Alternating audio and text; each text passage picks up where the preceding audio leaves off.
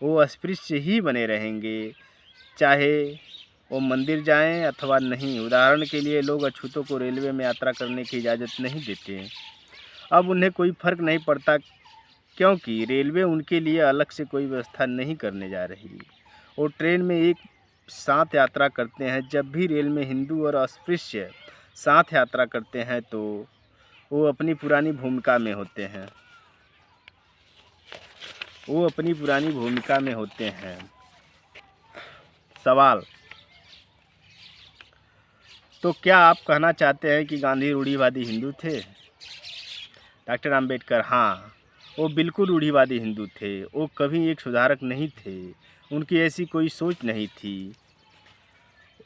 वो अस्पृश्यता के बारे में सिर्फ इसलिए बात करते थे कि अस्पृश्यों को कांग्रेस के साथ जोड़ सकें। ये एक बात थी। दूसरी बात, वो चाहते थे कि अस्पृश्य स्वराज की उनकी अवधारणा का विरोध न करें।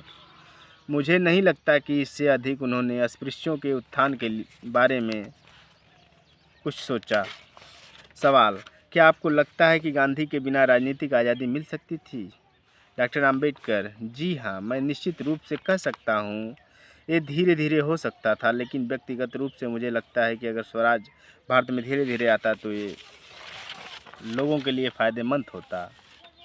विकृतियों से ग्रस्त हर समुदाय या लोगों का हर समूह स्वयं को मजबूत करने में सक्षम होता। अगर ब्रिटिश सरकार से सत्ता हस्तांतरण धीरे धीरे होता। आज हर चीज़ एक बाढ़ के समान आ गई है। लोग इसके लिए तैयार नहीं थे। मुझे अक्सर लगता है कि इंग्लैंड में लेबर पार्टी सबसे वाहियात पार्टी है। कंपनी के खिलाफ लेबर पार्टी सबसे वाहियात पार्टी है।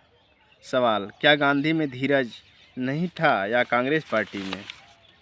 कंपनी के खिलाफ विद्रोह कर दिया था। उन्होंने पाया कि ब्रिटिश के लिए संभव नहीं होगा कि वो भारत में लगातार इतनी यूरोपीय सेना मुहैया कराते जिसके ज़रिए शासन किया जा सके। दूसरी बात तो मुझे लगती है, हालांकि मेरे पास ऐसा सबूत नहीं है, लेकिन मैं सोचता हूं कि ब्रिटिश सैनिक सेना को फौरन समाप्त करना चाहते थे ताकि वो नागरिक पेशे अपना सके। आप जानते हैं कि सेना को धीरे धीरे कम करने के पीछे कितनी नाराज़गी थी, क्योंकि जिन्हें सेना से नहीं निकाला गया था वो सोचते थे कि जिन लोगों को सेना से निकाल दिया गया है वो उनका नागरिक पेशा हथिया रहे हैं और उनके साथ कितनी नाइंसाफ़ी हो रही है। लिहाजा भारत पर शासन करने के लिए पर्याप्त ब्रिटिश सेना रखना उनके लिए नामुमकिन नहीं था।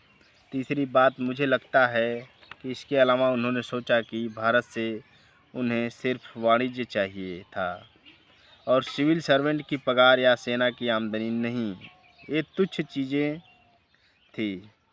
व्यापार और वाणिज्य के रूप में इनका बलिदान करने में कोई हर्जा नहीं था। भारत आज़ाद